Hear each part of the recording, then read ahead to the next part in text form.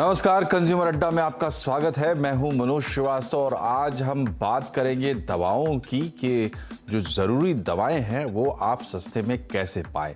ये कोई नई बात नहीं है। दरअसल हमारे देश में जो ड्रग प्राइसिंग सिस्टम है उसका एक पहलू है। सरकार ये कोशिश करती है और सैद्धांतिक रूप से हम ये मानते हैं कि जो दवाएं ज़रूरी हैं, ज़्यादातर आबादी के लिए ज़रूरी है, वो लोगों को सही दाम पर मिल पाएँ।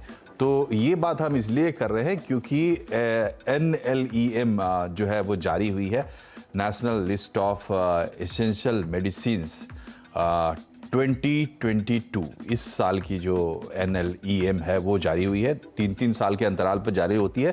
कोविड के चलते देरी हुई थी। इसमें 27 कैटेगरी की 384 दवाएं अपडेटेड लिस्ट में इस वक्त मौजूद हैं। इसमें 34 नई दवाएं आई हैं और 26 दवाएं इससे बाहर की गई है, जो लिस्ट इस बार आई है उसमें।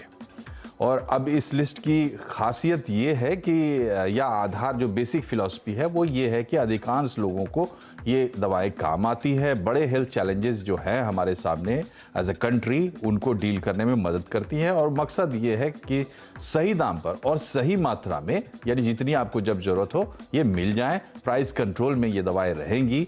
ये भी इस बात से इंश्योर होता है कि ये इस लिस्ट में ये दवाएं हैं।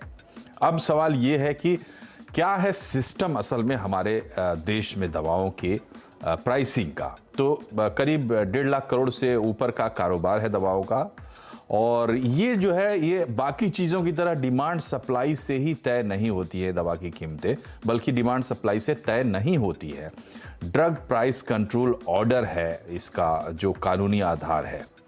और इससे पहले जो हम बात कर रहे थे लिस्ट की, तो जो NLEM में लिस्ट में जो दवाएं हैं उन पर उनकी कीमत पर सीलिंग लागू होती है एसेंशियल ड्रग्स पर। NPPA है वो अथॉरिटी जो तय करती है कि इसकी सीलिंग क्या होगी। कीमत तय नहीं करती है बल्कि एक सीलिंग तय करती है कि अधिकतम कीमत क्या हो सकती है, और वो जो सीलिंग है वो आधारित होती है होलसेल प्राइस इंडेक्स पर। इसमें भी कुछ जो चुने हुए ब्रांड्स है उसको कंसीडर किया जाता है।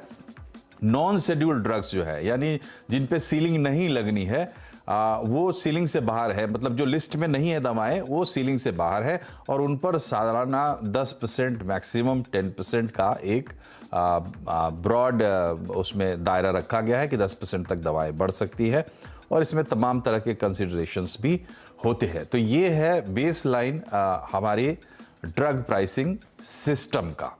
तो आज इसी पर हम बात करेंगे कि ये जो नई लिस्ट आई है इसमें, इस लिस्ट में आम इंसान के लिए क्या टेक अवेज हैं और जो ओवरऑल प्राइसिंग मैकेनिज्म है देश का वो कैसा है और उस पर इसका क्या असर पड़ेगा, और ऐसे भी जो दवाएं हम ले रहे हैं उनकी प्राइसिंग में के क्या क्या पहलू है उसको भी इसी बहाने हम थोड़ा समझने की कोशिश करेंगे। अपने पैनल से आपको मिलाते हैं। हमारे साथ हैं नेशनल